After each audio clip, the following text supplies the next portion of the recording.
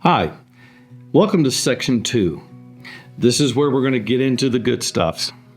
We're going to map out the entire Microsoft AI landscape, compare the key platforms, and most importantly, show you how they all fit together for real enterprise agentic solutions.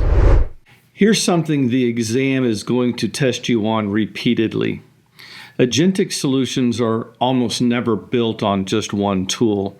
Microsoft has a whole ecosystem of platforms, and the exam loves throwing scenarios at you where you need to pick the right combination. Picture this question.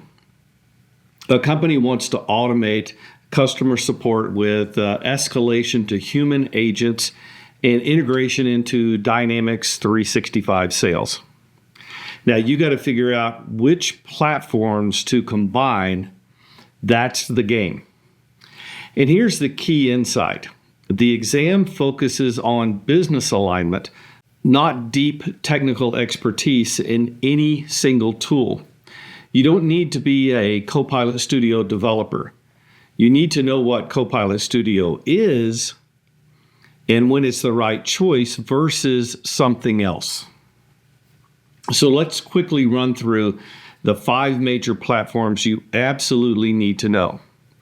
First, Copilot Studio. This is your no-code agent builder. Quick deployment, easy to use, and it covers all 3 agent types. Second, Azure AI Foundry. And previously we referred to that as the Microsoft Foundry, but the technical name is Azure AI Foundry. This is the heavy machinery of custom tools, custom models, fine-tuning, and enterprise-scale orchestration. Third, Power Platform. Think of this as your integration layer. It has connectors, automated flows, and bridges everything together. Fourth, Dynamics 365. These are your domain-specific apps. Sales, service, finance, supply chain. Each has its own embedded AI capabilities. And fifth, Microsoft 365 Copilot. This extends AI into the productivity tools that your users already live in, like Teams and Outlook and Word and PowerPoint and so forth.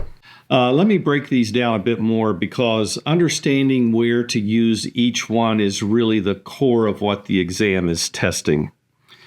Copilot Studio is your go-to when you need to build something fast. All 3 agent types, task agents, autonomous agents, prompt and response agents, are part of Copilot. You can build them all here without writing any code. Seriously, you can go from idea to deployed agent in a few hours or a day or so, not months. Azure AI Foundry is where you go when the off-the-shelf stuff isn't cutting it anymore. You need to fine-tune a model on your company's proprietary data. This is where you go, Foundry.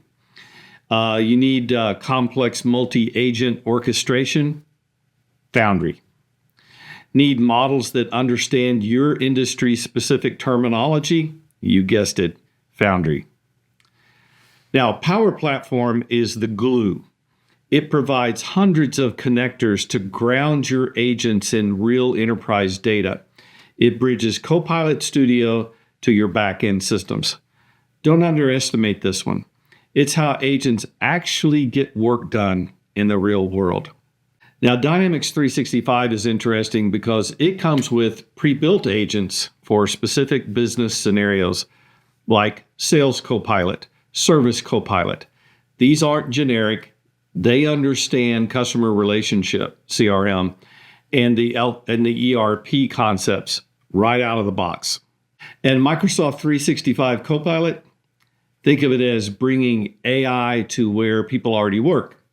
Your agents can show up in Teams, help in Outlook, assist in Word. It's about meeting users in their natural workflow. Now, here's where it gets interesting. In real enterprise scenarios, these platforms don't work in isolation. They work together. Let me paint you a picture.